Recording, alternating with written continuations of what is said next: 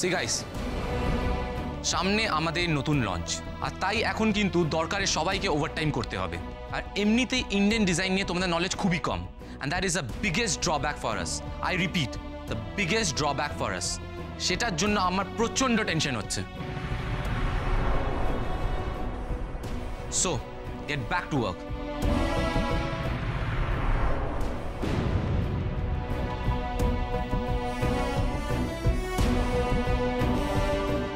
এ কি মেজে কাকিমণি, তুমি এখানে কি করছো? একটু এসেছিলাম। কি সুন্দর! আরে তোমার আর জারার কালকে এনগেজমেন্ট, তুমি নিশ্চয়ই প্রচন্ড ব্যস্ত, আমি বুঝতেই পেরেছি, সেই জন্য আমি একটু তদারকি করতে এসেছিলাম। আর একটাও কারণ ছিল অবশ্য, সেটা তোমাকে বলেই ফেলি। এই তোমার সব ইয়াং ডিজাইনাররা আছে না, ওদের কাছ থেকে একটু জানতে এসেছিলাম যে তোমার বিয়েতে আমি কি ধরনের শাড়ি পরবো। স্যার, কালকে আপনার এনগেজমেন্ট জারা ম্যামের সঙ্গে। Congratulation sir, congratulation sir. Thank you, thank you, thank you. Hey Krish, আচ্ছা আমি তাহলে আসি, তোমরা মন দিয়ে কাজ করো। Bye by.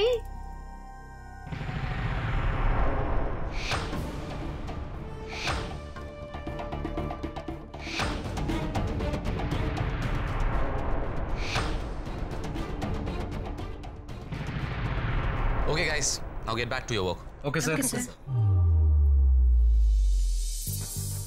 রাধাকে তো ফোন করে আসতে বললাম, বাট ও কি কাল আসবে? ফোনে হ্যাঁ না কিছুই তো বললো না। কি যে করি এখন?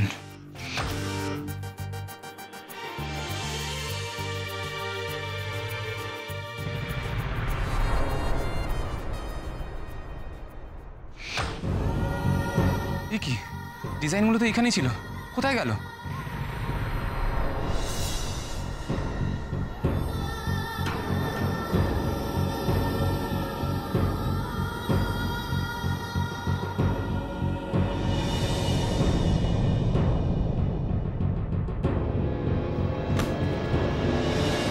এই, তোমরা কি কেউ রাধার বানানো ডিজাইনটা দেখেছো? তোমরা কি কেউ ফাইলটায় হাত দিয়েছিলে? না স্যার। তোমরা কি কেউ আমার সিটে গেছিলে? না স্যার। ফাইলটা খোঁজো, খোঁজো। That file is very important for me. ওই ফাইলটা না পেলে কিন্তু আমার লঞ্চ আটকে যাবে। That file is very important for me. I want the file line out.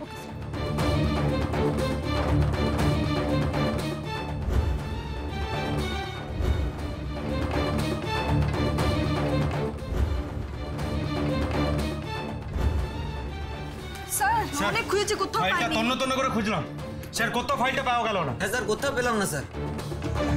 Gate back to your work. তোমার ডিজাইনগুলো ছাড়া আমি কিচ্ছু করতে পারবো না রাধা, তোমাকে এখানে আসতেই হবে।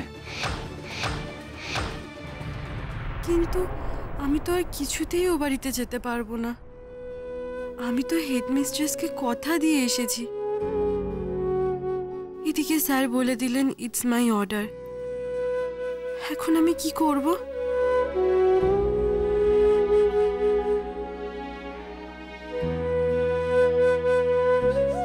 রাধামা,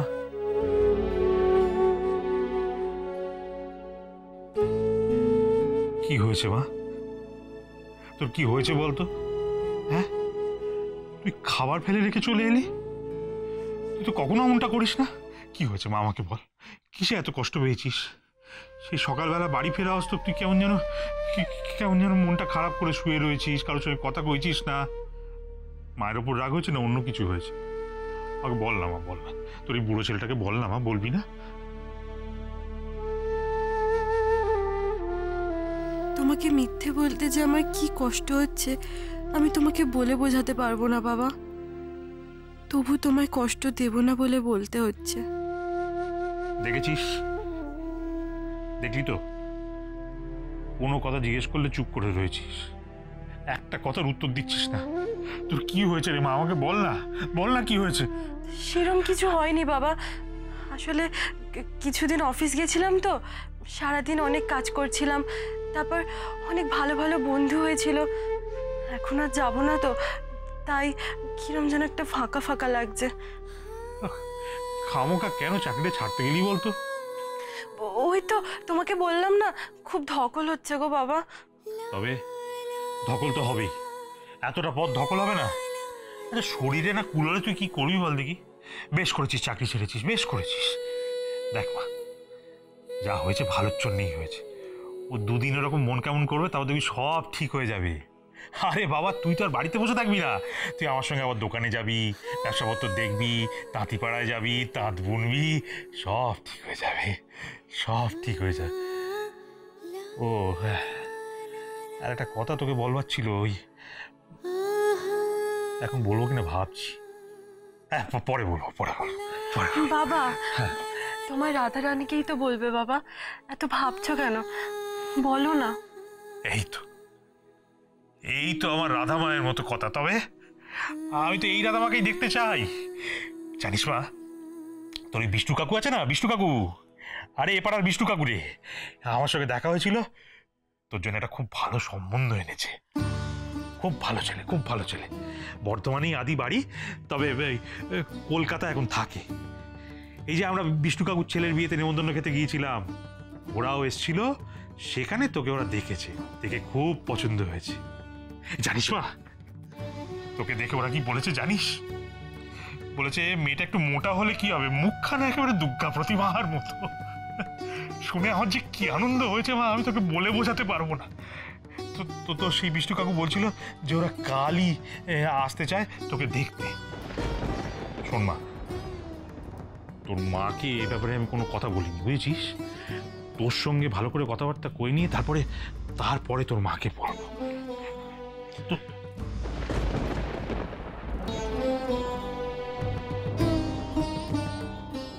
কোনো তাড়াহুড়ো নেই মা,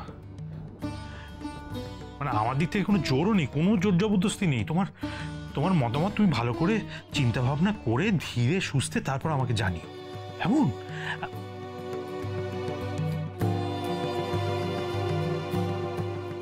বুঝেছি। আরে বাবা, ঠিক আছে, ঠিক আছে, এত চিন্তা করিসনি তো, সব ঠিক আছে। আমি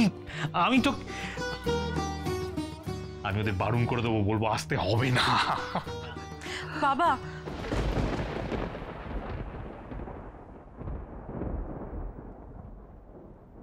আমি এই বিয়েটা করব বাবা, তুমি ওদের কালই আসতে বলে দাও।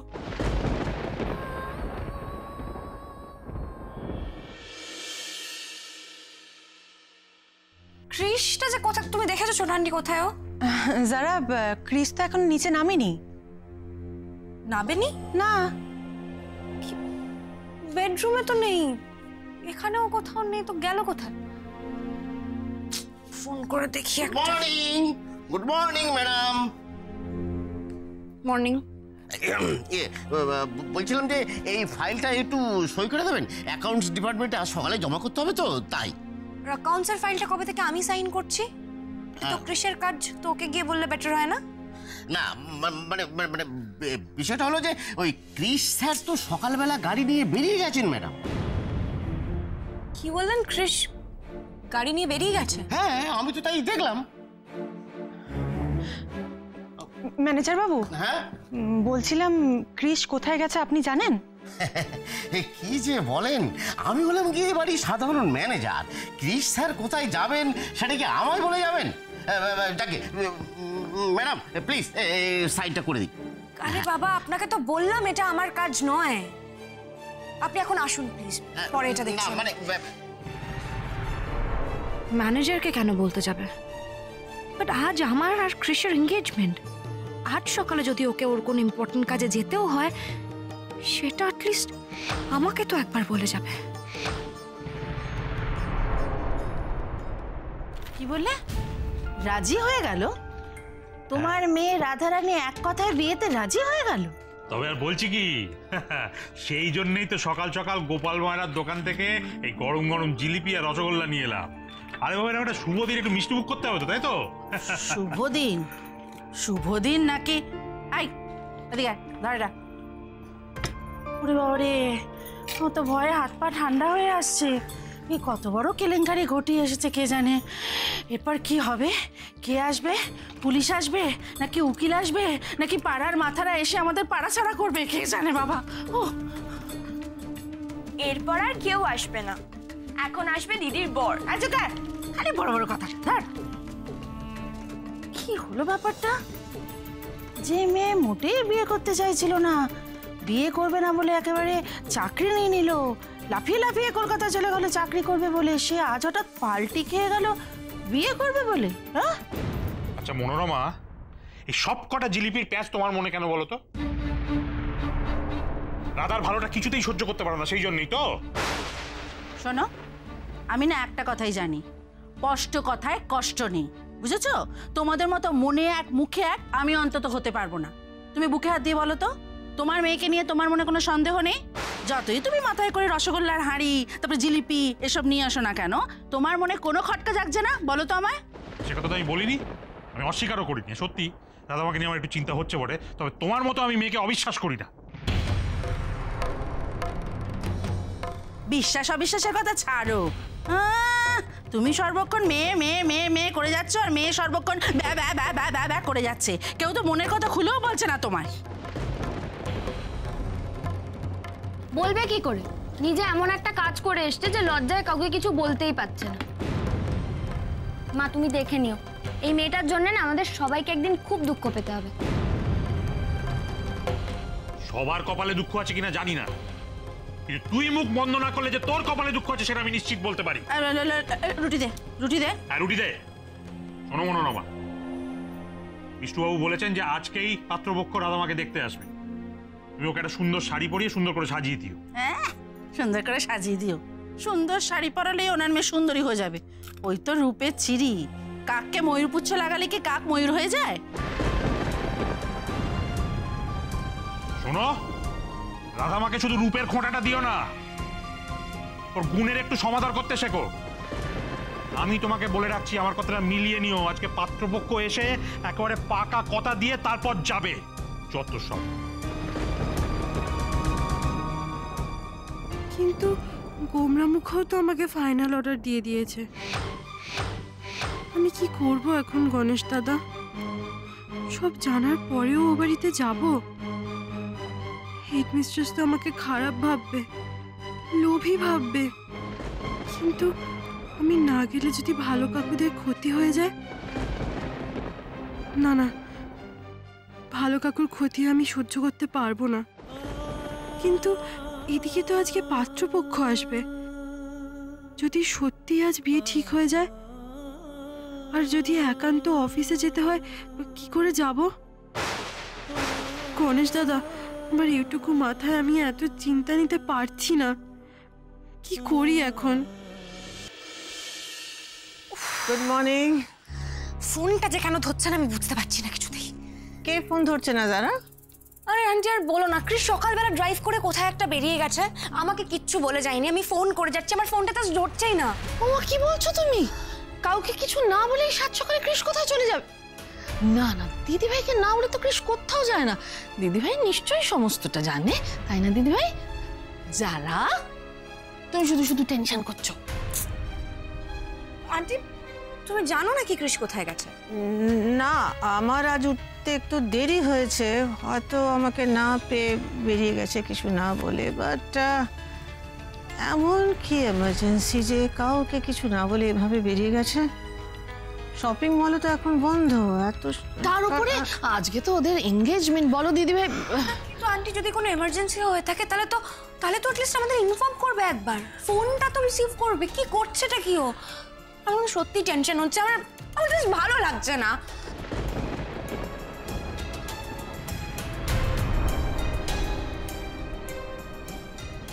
আমি বোধহয় ব্যাপারটা একটু আন্দাজ করতে পারছি। রাধার আঁকা ডিজাইনগুলো হাওয়া হয়ে গেছে, রাধাও হাওয়া হয়ে গেছে। ক্রিসের উইন্টার লঞ্চ এখন 20 বাউ জলে। এরপর শোভা ব্যানার্জির কাছে ক্রিস আর কি মুখ দেখাতে পারবে? সেজন্য বোধহয় লজ্জায় গৃহত্যাগী হয়েছে বেচারা।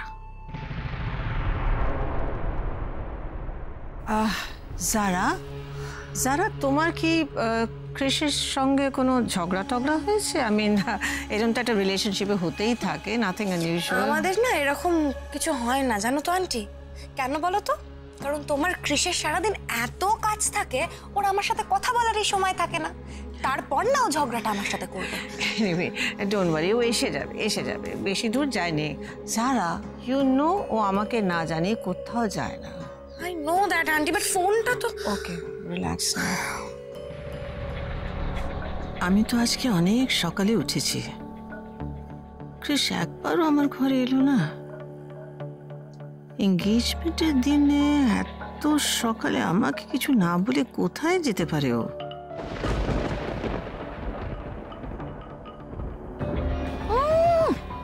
সব জানি, ভঙ্গে তবু মচকাবে না।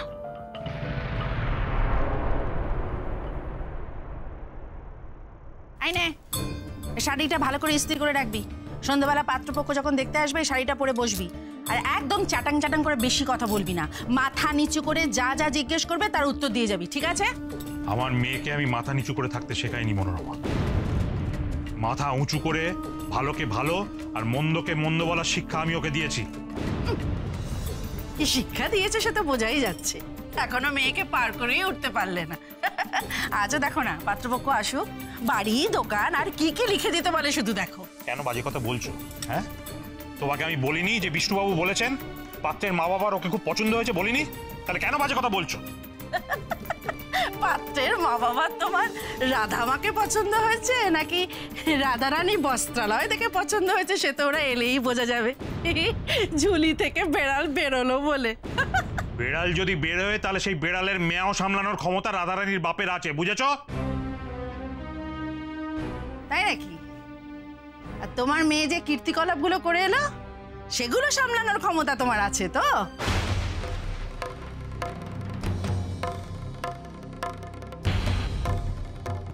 হ্যাঁ আছে, আছে, তাও আছে।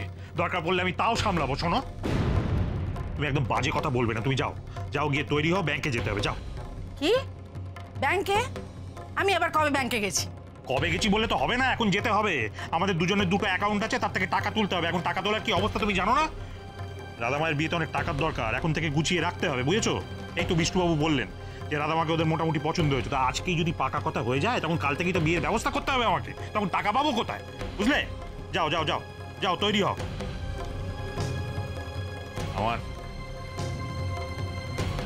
আমার রাধা মায়ের বিয়েতে আমি কোনো ত্রুটি হতে দেব না। গাছে কাঁঠাল গোঁফে তেল। পাত্রপক্ষ এখনো এসেই পৌঁছলো না, উনি চলেছেন মেয়ের বিয়ের টাকা জোগাড় করতে। এমনিতেই তো ওই মেয়ের বিয়েতে টাকা খরচা করা মানে বেনুবনে মুক্ত ছড়ানো।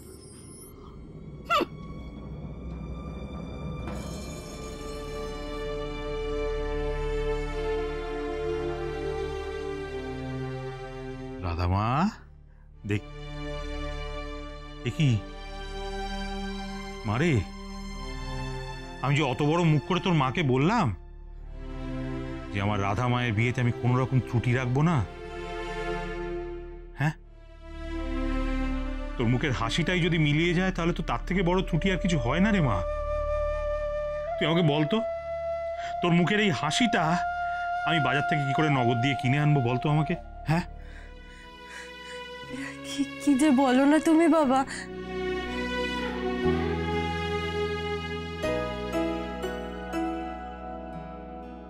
ওমা, রাধামা, আরে মা, আমাকে একটা সত্যি কথা বলতো, এই বিয়েতে তো সায় আছে তো? তোর কি হয়েছে বলতো মা? হ্যাঁ, কি হয়েছে মা? আমাকে বল না, বল না মা, কি হয়েছে বল। বলছি তো, কিচ্ছু হয়নি আমার বাবা, সত্যি কিচ্ছু হয়নি আমার। তুই বললেই তো হবে না, তোর মুখটা তো অন্যরকম হয়ে রয়েছে। এই মুখ দেখে আমি কি করে বিশ্বাস করবো বলতো যে তোর কিছু হয়নি? কিছু একটা তোর হয়েছে, বল না মা, বল না, বল না কি হয়েছে, বল আমাকে, বল। বাবার কাছ থেকে তো আমি কোনোদিন কিচ্ছু লুকোই না। বাবা যদি এভাবে জোর করতে থাকে আমি নিজেকে আটকে রাখতে পারবো তো? গণেশ দাদা, তুমি আমাকে শক্তি দাও। গণেশ দাদা, তুমি আমাকে শক্তি দাও। ও রাধামা, মারে, তোর এই মুখ দেখে তো আমার দুশ্চিন্তা একেবারে কাটছে না। খুব চিন্তা হচ্ছে তোর জন্য। বল না, বল না কি হয়েছে, বল মা, বল। আমি শুধু তোমাকে একটা কথাই বলবো বাবা, তোমার মেয়ে কোনোদিনও এমন কোনো কাজ করবে না বাবা যাতে তোমার মাথা হেট হয়।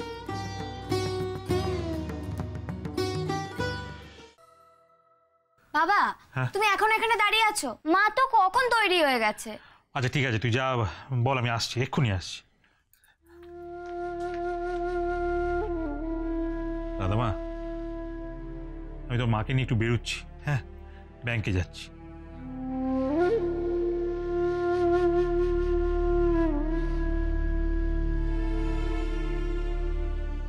জানিস মা,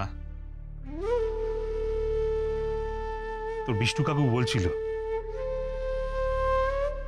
ছেলেটা না খুব ভালো ছেলে, খুব ভালো ছেলে। ওর সঙ্গে তোর বিয়ে হলে তুই খুব সুখী হবি মা, খুব সুখী হবি।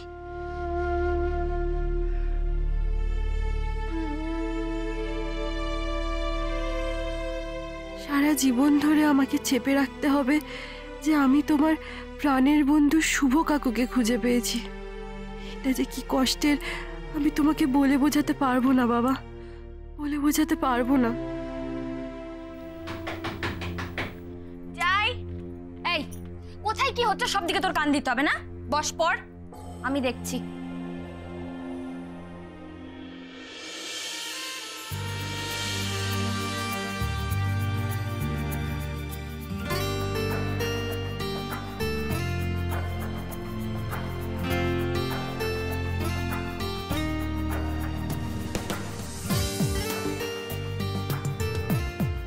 কে এসেছে রে বিনা?